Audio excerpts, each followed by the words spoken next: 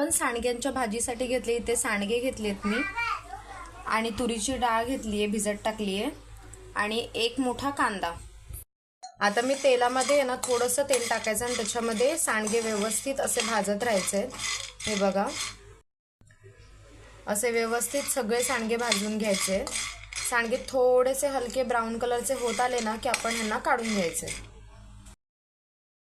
तर आता ना मी कढईमध्ये तेल गरम करून घेतलंय। तर तेलमध्ये आपल्याला घालायचा आहे कांदा।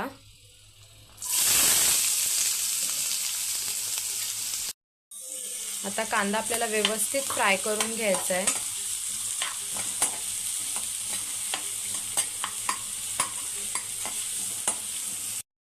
आता मी ह्याच्यामध्ये कढीपत्ता घालते। आता आपल्याला परत एकदा व्यवस्थित परतून घ्यायचंय।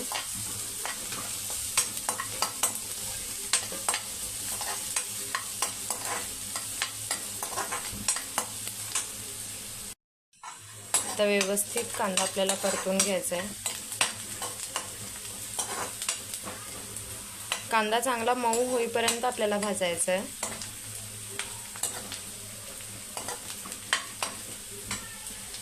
आता आपला कांदा व्यवस्थित भाजून झालेला आहे। याच्यामध्ये आपल्याला आता लाल तिखट घालायचं आहे। आता याच्यात मी लाल तिखट घालते।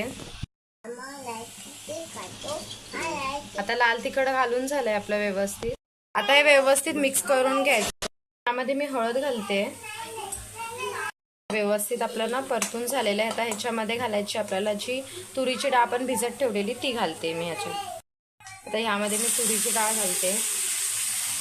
तुरीची डाळ घालून आपल्याला व्यवस्थित हे मिक्स करून घ्यायचंय आणि आता ह्याच्यामध्ये आपल्याला जे सांडगे भाजलेले होते ना ते घालायचे। आता यामध्ये मी सांडगे घालते।